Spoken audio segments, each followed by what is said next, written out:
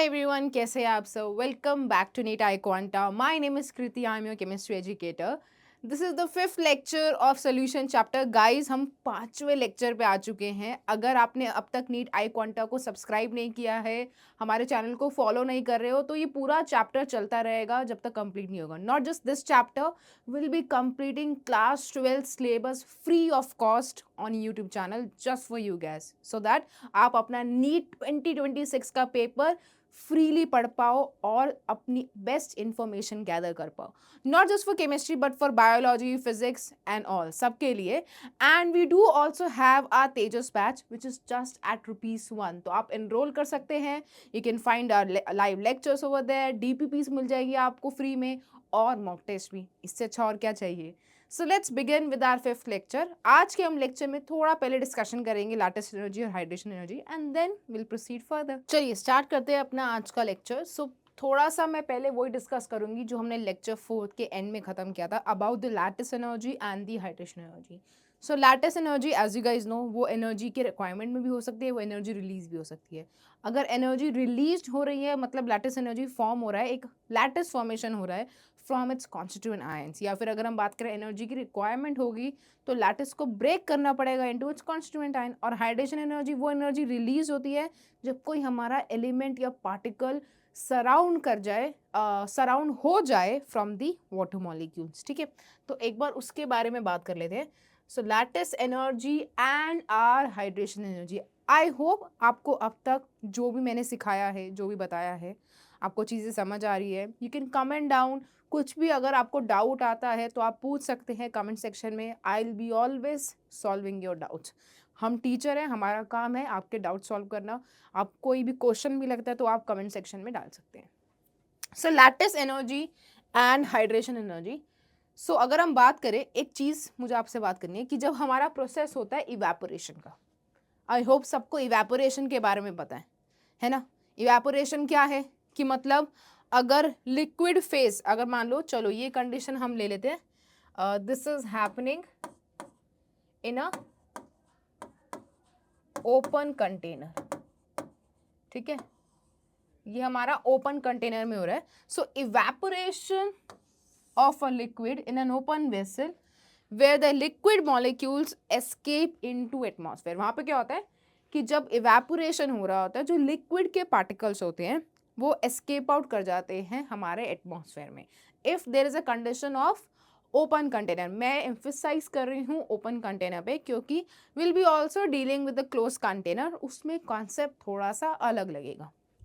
So let's understand. when a liquid in an open glass vessel is exposed to sky, left open without covering with the liquid, after the same time the level of liquid vessel is found to decrease. This process is called an evaporation. Of course सी बात है ना कि अगर मान लो liquid का हमारा evaporation हो रहा है तो जो उसके लिक्विड के फेस के पार्टिकल थे अब वो जाके वेपर में कन्वर्ट हो रहे हैं, एटमॉस्फेयर में जाके मिल रहे हैं, तो लिक्विड की क्वांटिटी कम हो जाएगी. और इसी प्रोसेस को क्या बोला जाता है, इवेपोरेशन बोला जाता है. When liquid particles convert into vapour particles and goes into the atmosphere, that process is evaporation. But that is happening in an open container. मान लो अगर मेरे पास है close container, this is the case 2, this is my case, this is the case 2 we have.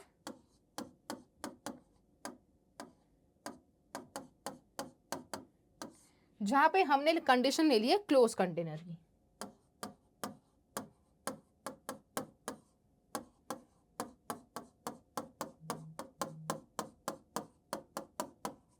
We have taken the condition of close container. मैंने क्या करा, मैंने बीकर को ना एक लिड से कवर कर दिया. So vessel covered with a lid, liquid droplets condense on the walls and are falling back. अब क्या होगा, अब जब तुम इवेपोरेशन करते हो, मतलब जब इवेपोरेशन का प्रोसेस होता है तो बेसिकली रिस्पॉन्सिबिलिटी किसकी होती है, टेम्परेचर की. टेम्परेचर इज अ फैक्टर की टेम्परेचर बढ़ने से वो लिक्विड के पार्टिकल वेपर्स में कन्वर्ट हो रहे होते हैं, ओपन होते हैं तो वो एटमॉस्फेयर में चले जाते हैं. अब यहाँ पे आ गया क्लोज कंटेनर, यहाँ पे हमने उसको क्लोज कर दिया तो अब पार्टिकल एस्केप आउट तो होंगे नहीं. So no chance of escaping out. right? They don't have chance to escape out from the container. So if the liquid is placed in a closed glass vessel, after some time it is observed that the droplets of liquid will be collected on the walls and this process is called as condensation. मान लो particle थे, liquid phase थे, चलो मैं यहाँ पे एक बार draw करती हूँ. वी हैव अ कंटेनर, एक हमारे पास एक कंटेनर है, ठीक है. मैंने ना उसको एक लिड से कवर कर दिया है. ये हमारा लिक्विड है उस बीकर में. After the process of evaporation, जैसे इवेपोरेशन चलता रहेगा, पहले मान लो स्टार्टिंग में initial rate we have our evaporation, ठीक है. इवेपोरेशन हो रहा है, पार्टिकल्स क्या हो रहे हैं, लिक्विड फेज से वेपर फेज में जा रहे हैं. अब एस्केप आउट होने की टेंडेंसी नहीं है, तो ये जो पार्टिकल होंगे ना, they start collecting on the surface of the lid. ये एकदम ऐसे ना जाके ऊपर कलेक्ट हो जाएंगे. अब ये ऊपर जाके कलेक्ट हो रहे हैं, तो अब क्या होने लगेगा, यही गैस के जो पार्टिकल है, जो वेपर्स के पार्टिकल्स है, वो दोबारा से कंडेंस होने लगेंगे and they start coming back to the liquid phase, right. So at this moment, at some time T, we have condensation as well. और एक मोमेंट आएगा, एक टाइम आएगा जब rate of evaporation and rate of condensation become equal. There will be a condition जहाँ पे rate of evaporation will be equals to the rate of condensation, ठीक है. So if the liquid is placed in a closed vessel, after some time it is observed that the droplets of liquid are collected on the walls. This is called a condensation. And when a vessel is connected to a manometer, manometer एक instrument होता है जिससे हम major करते हैं उसके vapour या उसके लिक्विड के लेवल को. The liquid level in it rises, indicating that there is an effect of pressure as the vapor of liquid exert pressure on the liquid surface. जब वेपर्स बन जाएंगे और सरफेस पे कलेक्ट हो जाएंगे ना, वो क्या करने लगेंगे, वो लिक्विड के सरफेस पे प्रेशर लगाना शुरू करेंगे. Yes, they will start exerting pressure on the liquid, जिसकी वजह से जो लिक्विड लेवल होगा it will rise, indicating the effect of pressure of the vapours of the liquid. And in the case pressure on the liquid in manometer column will be seen. तो अगर हमने इसको manometer से connect किया, अगर हमें इसको शॉर्ट में बताऊँ, तो when that process is connected to a manometer, liquid का लेवल बढ़ेगा. बढ़ने की वजह का रीजन है effect of pressure, vapour of the liquid exert pressure on the liquid and the manometer. जैसे ये आप देख सकते हो, यहाँ पे क्या है, वेपर प्रेशर. बेसिकली वही जो मैं आपको पहले भी बोल चुकी हूँ कि रेट ऑफ इवेपोरेशन जैसे ही रेट ऑफ कंडेंसेशन के इक्वल हो जाए, तो manometer will reach a constant value indicated and equilibrium is achieved, जिसमें फॉरवर्ड प्रोसेस जो था हमारा इक्विलिब्रियम, जिसमें हमारा इवेपोरेशन हो रहा था और अपवर्ड एरो दिखा रहे थे, वो कंडेंस्ड बाय हो जाएंगे डाउनवर्ड एरो से. मतलब वही जितने पार्टिकल्स हमारे इवेपोरेट करके वेपर में कन्वर्ट हो रहे थे, उतने ही पार्टिकल हमारे कंडेंस होकर लिक्विड में जा रहे हैं. तो ये हमारा मैनोमीटर इसको करेक्ट कर रहा है, और due to which will see a rise in liquid. इसकी वजह से क्या हो रहा है, लिक्विड हमारा यहाँ पे राइज. क्यों, क्योंकि यहाँ पे प्रेशर इंक्रीज हो रहा है गाइस. यहाँ पे we see pressure is increasing, right.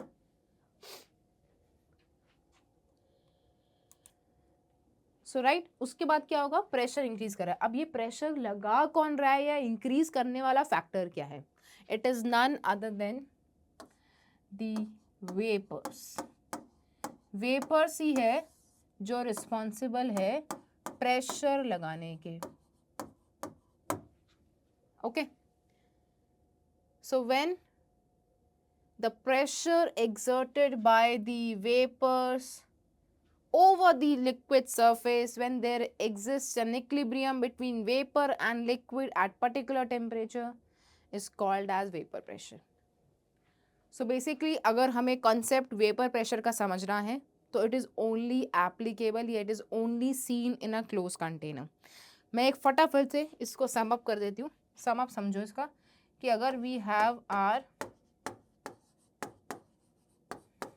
Close container, ठीक है, with time what will happen, liquid will start evaporate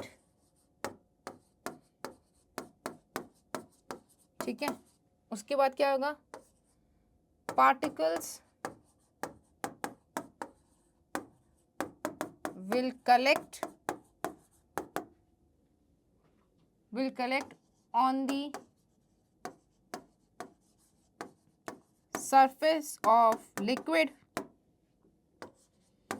After some time it will condensate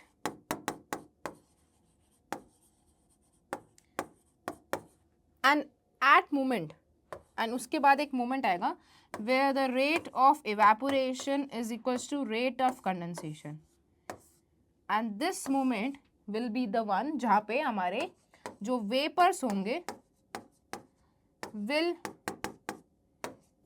exert pressure on the surface of liquid, और इसी pressure को क्या बोला जाता है,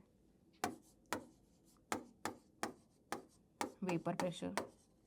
तो पहली कंडीशन कि ये ओपन कंटेनर में नहीं देख सकते, इसे क्लोज कंटेनर में देख सकते हैं।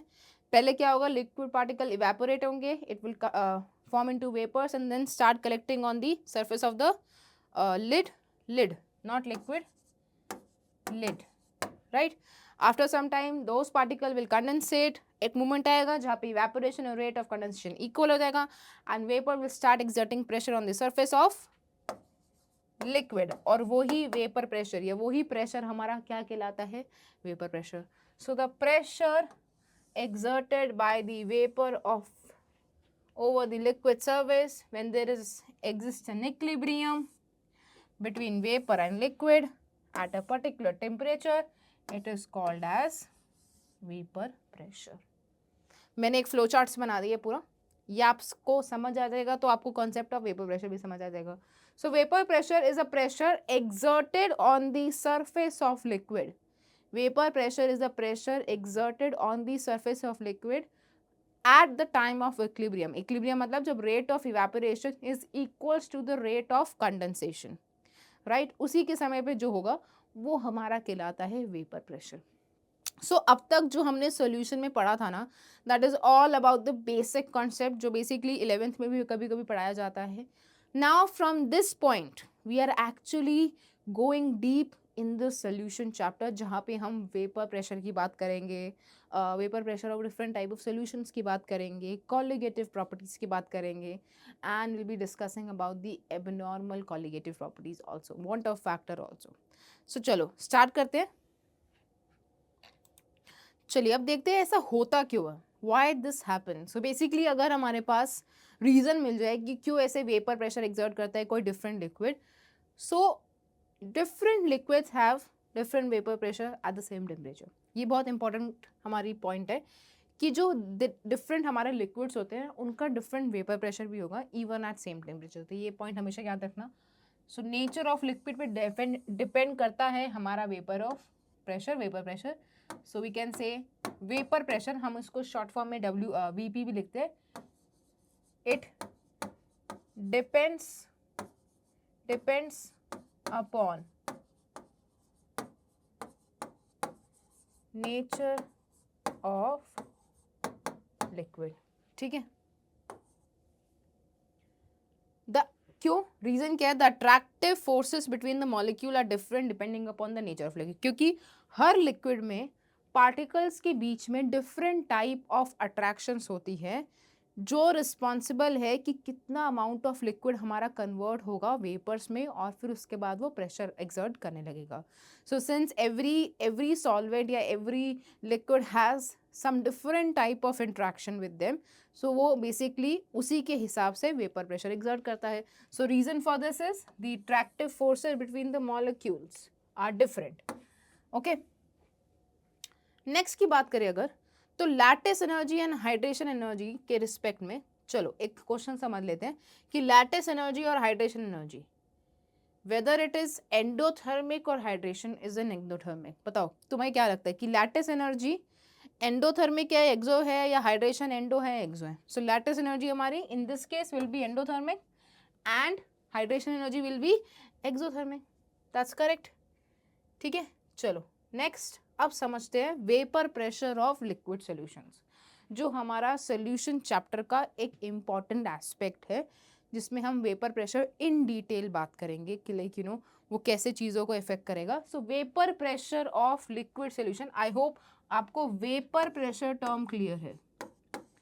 जो ये टर्म है ना वेपर प्रेशर, ये आपको क्लियर है, this is clear to you कि वेपर प्रेशर एक्चुअली होता क्या है, कौन लगाते हैं, किसके सरफेस पे लगाते हैं, किस कंडीशन में हम वेपर प्रेशर को ऑब्जर्व कर पाएंगे। So let's understand vapour pressure of liquid solution.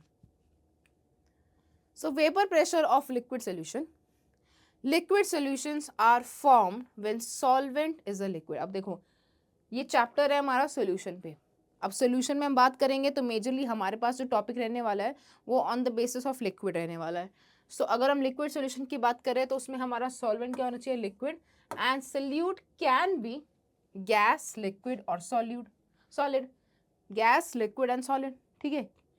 तब भी नेचर ऑफ हमारा सॉल्यूशन क्या रहेगा, इट विल बी लिक्विड। क्यों? क्योंकि हमारा सॉल्वेंट क्या है, लिक्विड है। मैंने ये पॉइंट शुरुआत में भी लिखवाया था कि the physical nature, the physical nature of solution depends upon nature of solvent. The physical nature of solution depends upon nature of solvent. So the solution containing two components, अगर हमारे पास सोल्यूशन में दो कंपोनेंट है वो solution binary कहलाता है। तो मतलब उसमें एक हमारा सॉल्यूट होगा और दूसरा हमारा सॉल्वेंट होगा। तो लिक्विड एंड लिक्विड हो गया, या सॉलिड एंड लिक्विड हो गया, या फिर हमारा गैस एंड लिक्विड हो गया। ये इन्होंने मेंशन नहीं किया, चलो मैं मेंशन कर देती हूँ। We can also have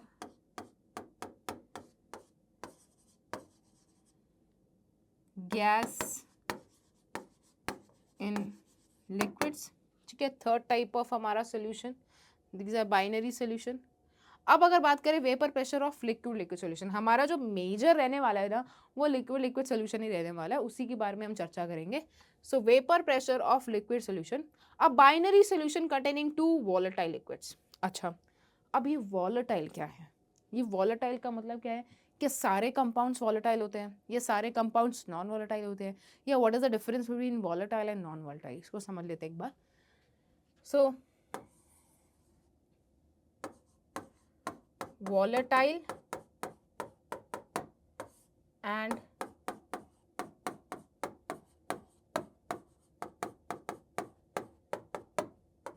non-volatile. Let's understand about volatile and non-volatile. So volatile and non-volatile का जो basic difference है वो यही होता है कि जो substance वेपर में कन्वर्ट हो जाए, दो सब्सटेंस विच कैन कन्वर्ट और दो substance which have a tendency to convert into vapour are called as volatile substance.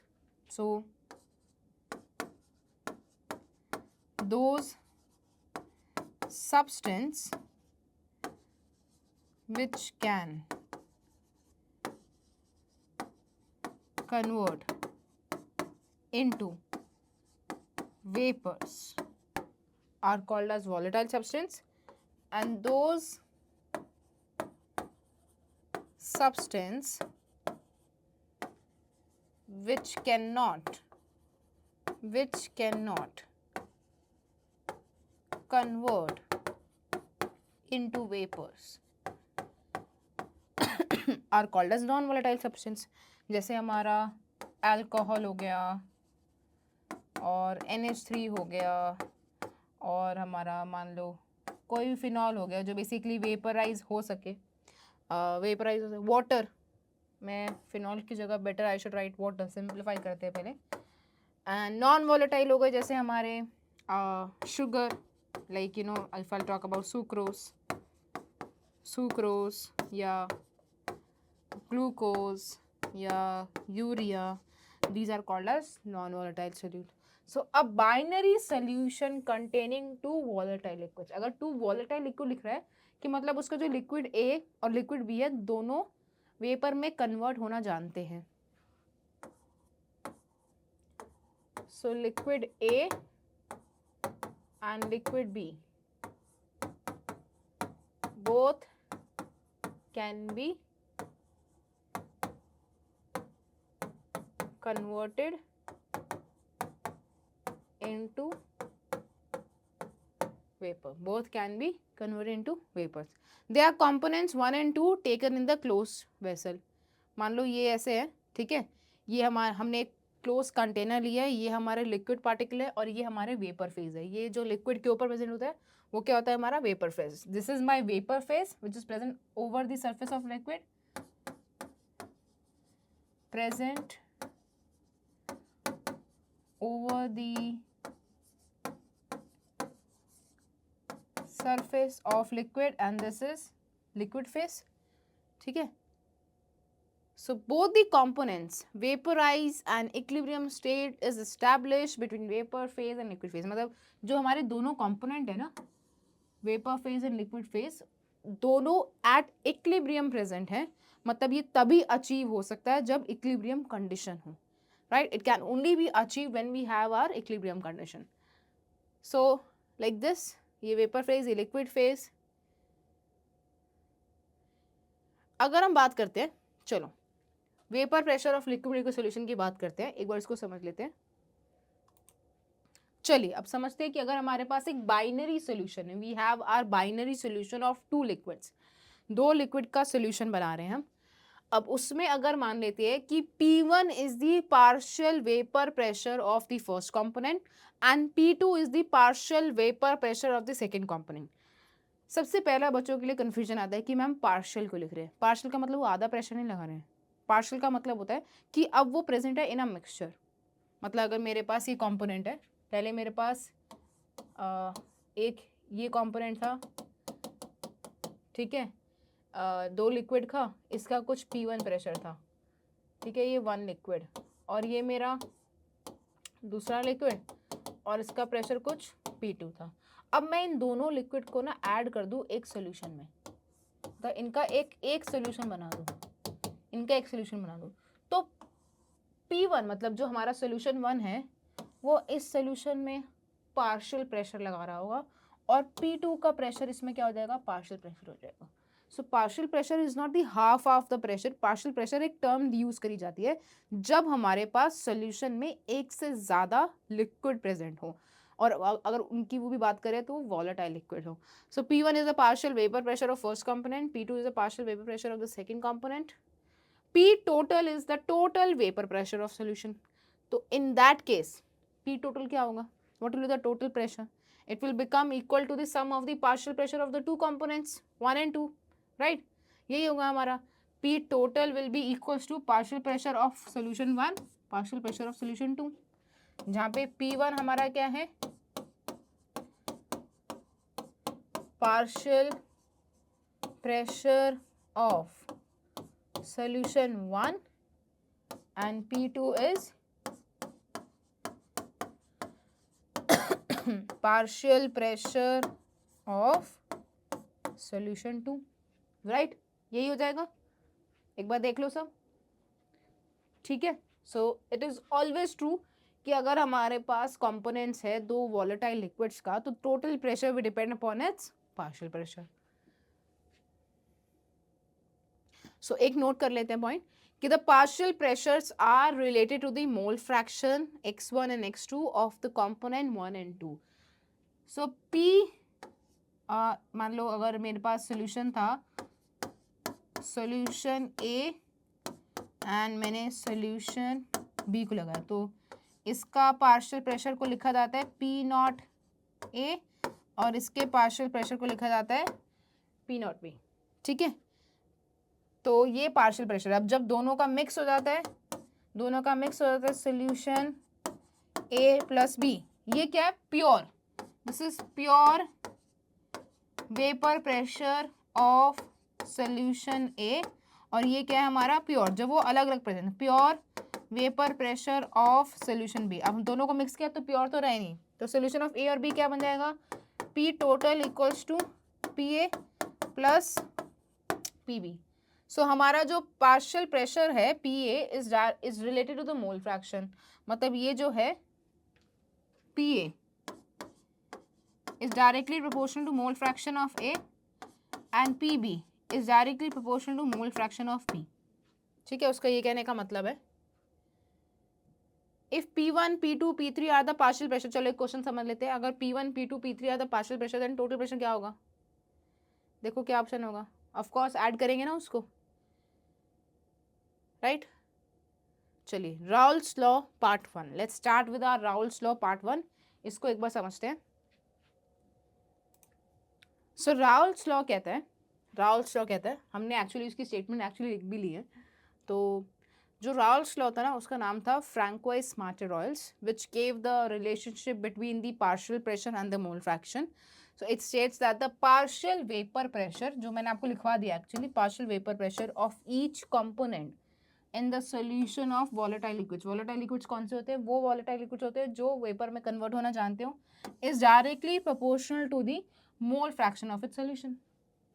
ठीक है, मान लो वही अभी बता भी दिया दोबारा से, बट एक बार चलो ठीक है देख लेते हैं कि हमारे पास P1 है which is the partial vapour pressure of solution 1 and which is directly proportional to the mole fraction of solution 1.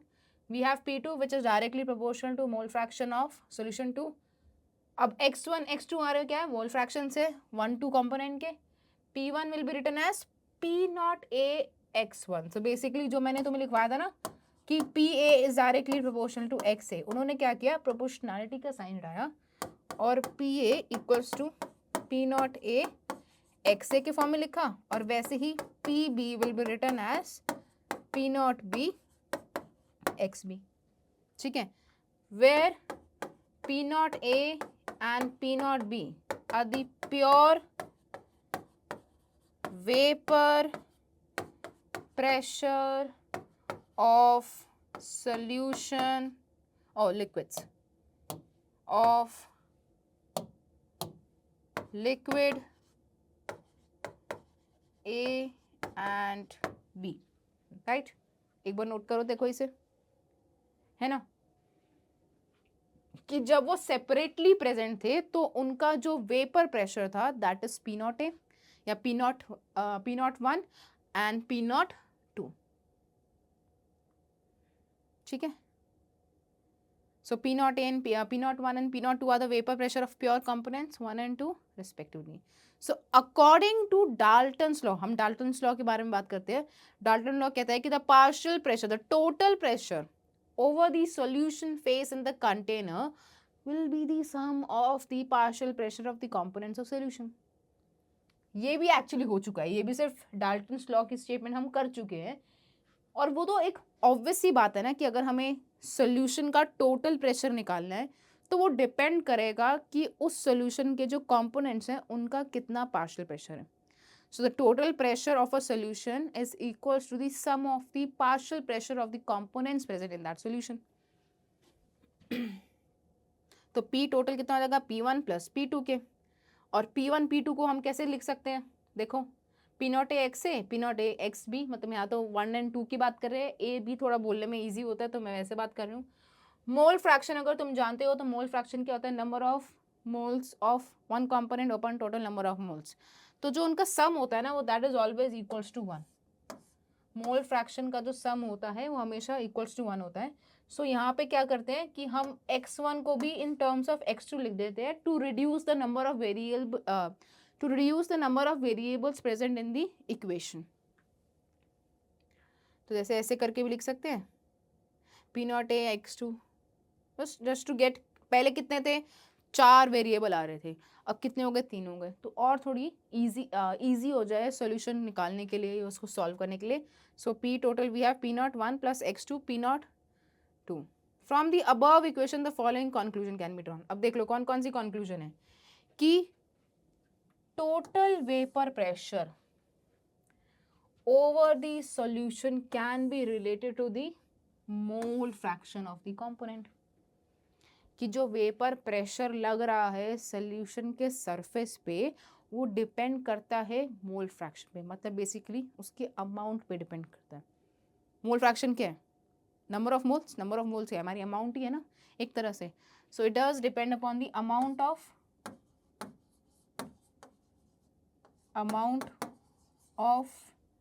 our solution, right? Total vapor pressure over the solution varies linearly with the mole fraction of any component. वो भी बात सही है. क्या है? Directly proportionally तो था ना. पी ए डायरेक्टली प्रोपोर्शनल था मोल फ्रैक्शन ऑफ ए के. पी वन डायरेक्टली प्रोपोर्शनल था mole fraction of X one के. तो चाहे तुम कुछ भी नोट डाउन कर लो. Depending on the vapour pressure of pure component 1 and 2, total vapour pressure over the solution या तो कम होगा या इंक्रीज होगा with increase in the number of moles of इधर कंपोनेंट. मतलब अगर एक सोल्यूशन 1 था उसका पार्शियल प्रेशर कुछ पी नॉट 1 आया और सोल्यूशन 2 था उसका प्योर वेपर प्रेशर P2 आया, तो जो वेपर प्रेशर हमारे सोल्यूशन पे लग रहा है ना वो डिपेंड इधर या तो इट विल इंक्रीज या डिक्रीज डिपेंडिंग अपॉन हमारा मोल फ्रैक्शन कैसे चेंज हो रहा है. तो क्योंकि टोटल प्रेशर तो हमारा किस पे डिपेंड कर रहा है? अमाउंट पे, राइट. चलिए ये एक ग्राफ है. अब ग्राफ से भी बच्चे डर जाते कि यार ये क्या ग्राफ बना दी हमने, तो बड़े सिंपल ग्राफ देखे. उन्होंने क्या किया है देखो, उन्होंने ये दो ग्राफ थे, ऐसे दो ग्राफ थे, इस ग्राफ को ना रिवर्स कर दिया. कैसे? ये तो ऐसे का ऐसे ही रहा, मान लो ये 1 तो ऐसे ही रहा, 2 को क्या कर दिया 180 डिग्री रोटेट कर दिया ऐसे, तो ये बन जाता है वो ग्राफ. और कुछ नहीं है, ये जो ग्राफ है it's a combination of 2 graphs. So initially if I consider कि ये जो हमारा ग्राफ है, this is over here we have P01, यहाँ पे हमारा P02 है. This is the pure vapour pressure of the solution 1 and solution 2, जहाँ पे मोल फ्रैक्शन पहले उसका 1 था और उसका मोल फ्रैक्शन 0 था. अब जैसे जैसे विद टाइम होगा वैसे वैसे मोल फ्रैक्शन क्या होने लगेगा, कम होने लगेगा, और एक मूवमेंट आएगा जहाँ पे वो 0 हो जाएगा और x2 का 1 हो जाएगा. वो रिप्रेजेंट किया गया है कि this is P total which is P1 plus P2. अब उन्होंने मान लिया था कि जो वेपर प्रेशर है ना P01 का वो ज़्यादा है as compare to vapour pressure of P2. Vapour pressure, हाँ देखो, the graphical representation of vapor pressure versus mole fraction of an ideal solution at constant temperature, जहाँ पे P01 is considered to be greater than P02. Basically, vapor pressure, pure vapor pressure of solution 1 is greater than pure vapor pressure of solution 2. ठीक है, चलिए इसको लिखिए एक बार. सो चलिए जितना भी अभी तक हमने देखा है उसको एक बार सम अप कर लेते हैं. Let's understand the important points. So the composition of vapor phase in equilibrium with the solution is determined by the partial pressure of component. If y1 and y2 are the mole fraction of component 1 and 2 respectively in a vapor phase, तो अभी हमने क्या देखा था? Vapour pressure in liquid phase. हमने क्या देखा था? Vapour pressure in liquid phase. अब हम बात कर रहे हैं vapour pressure in vapour phase. composition of vapor phase in equilibrium with the solution is determined by the partial pressure of the components. If y1 y2 are the mole fraction of the component y1 and 2 respectively in the vapor phase. जैसे x1 x2 जो थे हमारे वो mole fraction in liquid phase 1 liquid phase 2 में थे. y1 और y2 गिने जाते हैं mole fraction in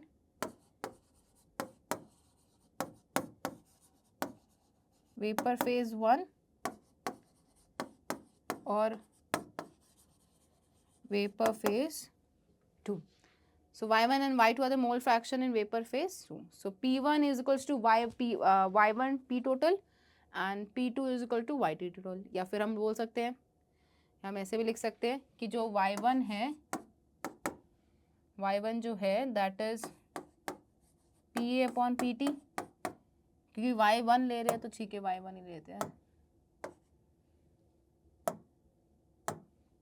P1 PT और y2 अपना P2 PT, या हम इसको लिख सकते हैं P01 x1 अपॉन PT और this is P02 x2 upon PT। ठीक है, तो अब हम देखते हैं Raoult's law, a special case of Henry's law. Raoult's law, a special case of Henry laws. तो अगर आपको याद हो तो according to Henry laws, what is it? The partial pressure of the volatile component of a gas is directly proportional to its mole fraction in solution। तो हम ऐसे लिखते थे ना, पार्शियल प्रेशर डायरेक्टली प्रोपोर्शनल है मोल फ्रैक्शन के। तो अगर हम डायरेक्टली प्रोपोर्शनल रिलेशन हटाएंगे तो वहाँ पे क्या ऐड करते हैं? P directly proportional to mole fraction. इस सिंबल को हटाया तो will add P equals to KHX, right? KHX. So P over here is the partial pressure of the gas, KH mole fraction of its solution and KH is the Henry law constant। बस Raoult's law में क्या हो जाता है, जो KH है ना वो इक्वल हो जाता है हमारे प्योर वेपर प्रेशर के। सो अगर हम राउल्स लॉ को कंपेयर करें हेनरी लॉ के, तो KH रिप्लेस हो जाता है हमारे pure vapour pressure of the component के, राइट? अगर चलो एक क्वेश्चन करते हैं, अगर हम बात करें रेट ऑफ इवेपोरेशन किस किस पे डिपेंड करता है, जल्दी सोचो। करेक्ट आंसर इज, जल्दी से बताओ। हमारे पास है A B only, B C only, A B C या A B C D. Basically rate of evaporation, nature of liquid, surface area of liquid, temperature या फ्लो ऑफ एयर करंट, सब पे डिपेंड करता है ना। It depends upon all the properties, whether it is nature of liquid, surface area of liquid, temperature या flow of air current. Next we have the part 2 of the Raoult's law। we have the part 2 of Raoult's law। इसको भी एक बार समझ लेते हैं। so Raoult's law का जो part 2 है ना, वो बेसिकली एक क्वेश्चन के थ्रू हम समझते हैं कि अगर हमारे पास एक सोल्यूशन है, vapour pressure of chloroform and dichloromethane, इतनी वैल्यू दे रखी है 200 mm and 415 mm of Hg। अगर आपको याद हो तो mm of Hg is the unit of pressure, है ना? हम लिखते थे ना 1 atm is 760 mm of Hg, right?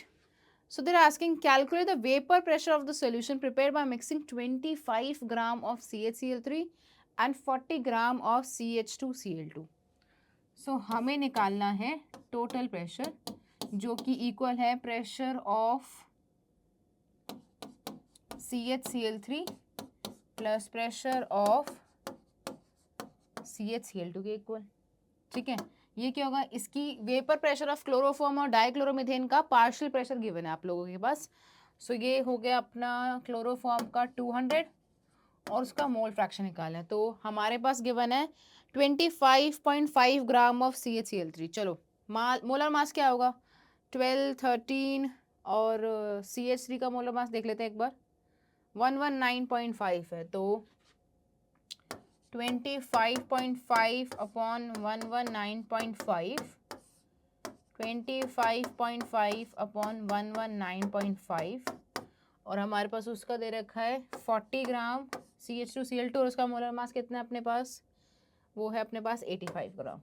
ठीक है, प्लस हमारे पास प्योर वेपर प्रेशर दे रखा है 415 into 40 divide by 85 upon 40 divide by 85 plus 25.5 upon 119.2।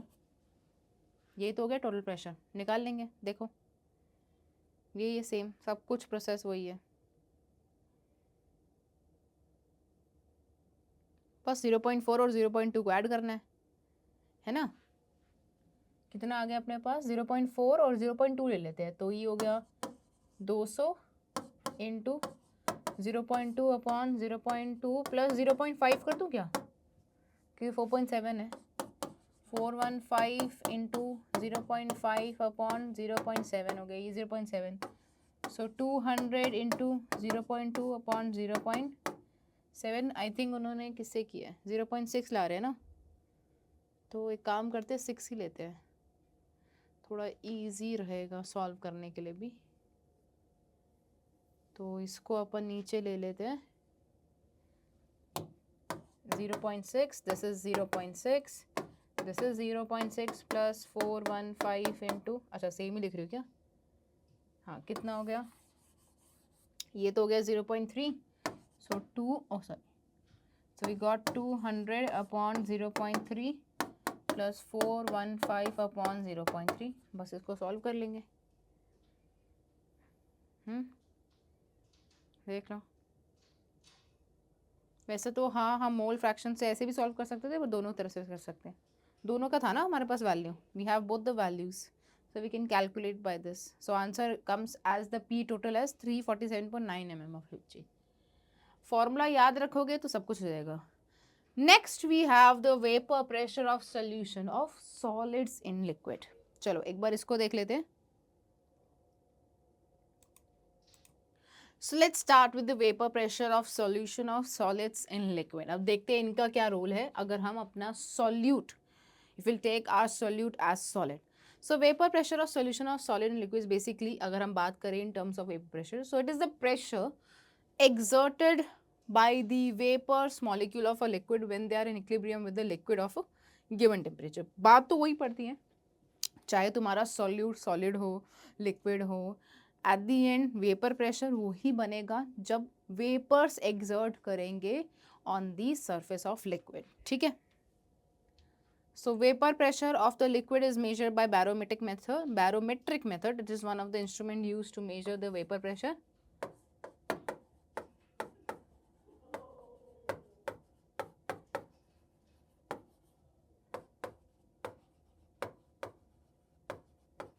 used to measure the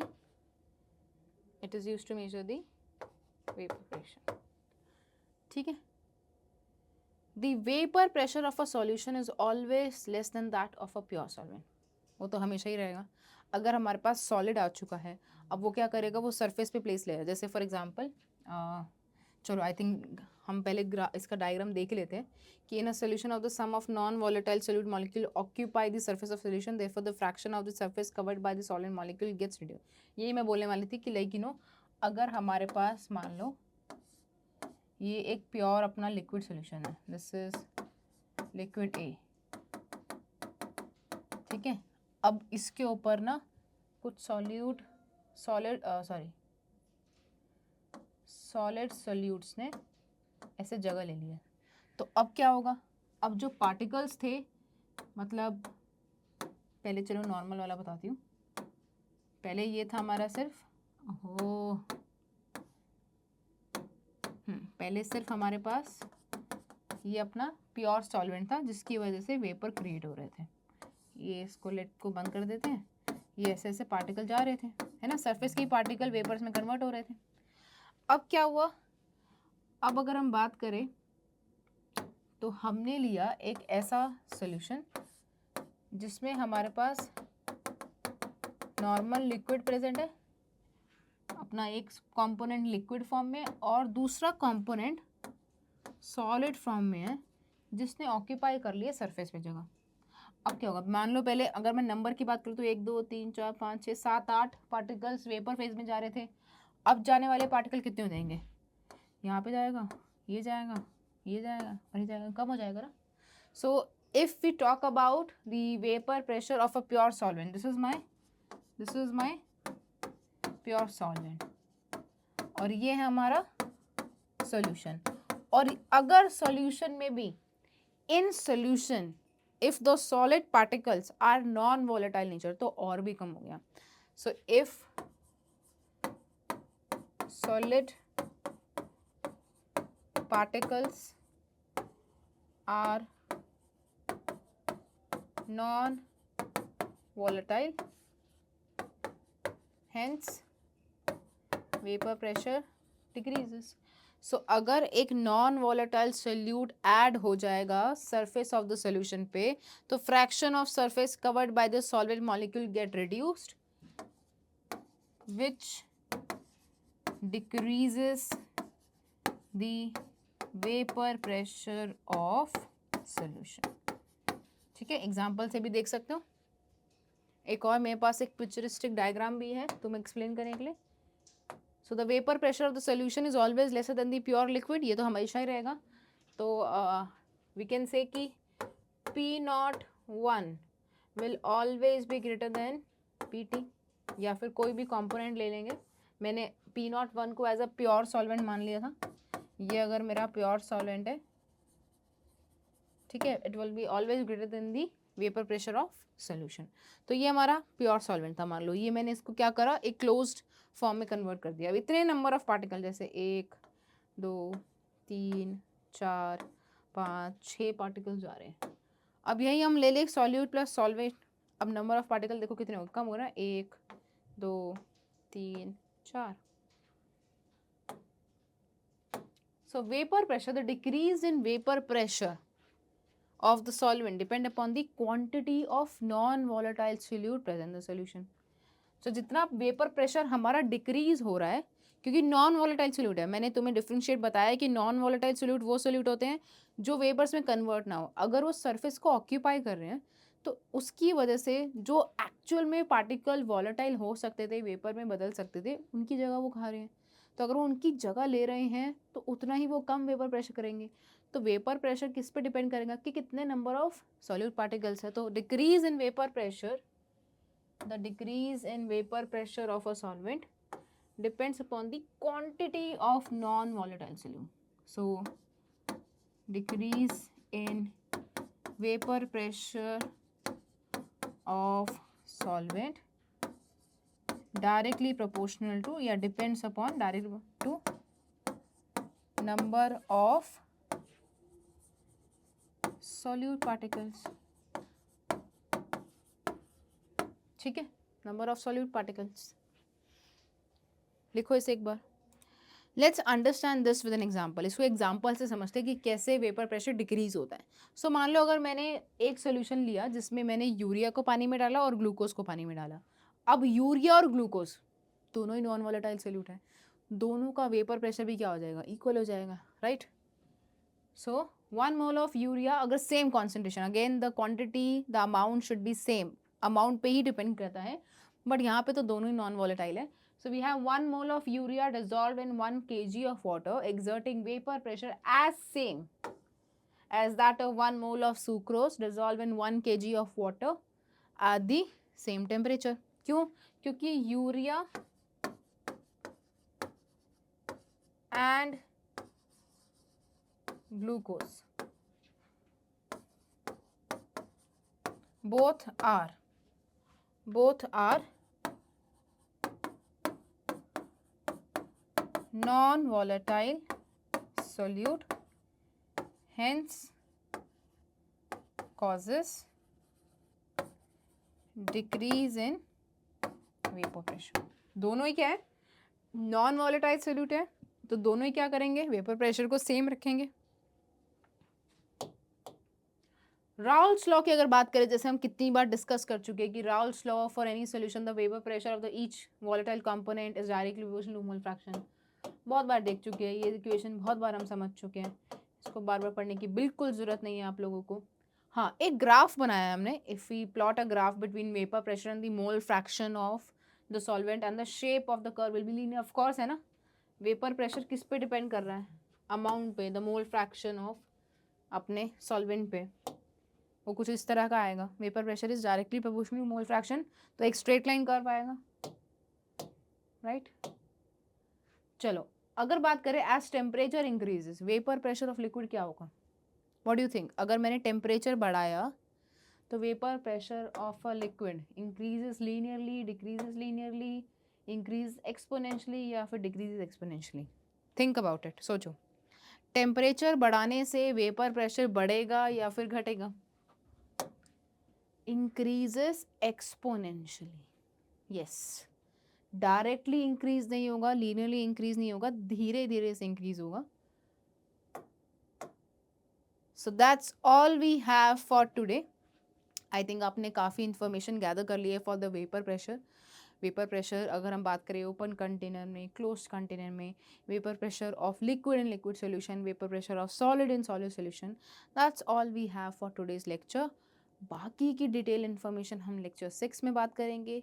उसके लिए कीप कीप इन माइंड कि आपको नीट आई क्वांटा चैनल पे आना है और पढ़ाई करनी है with your notebook and your pen.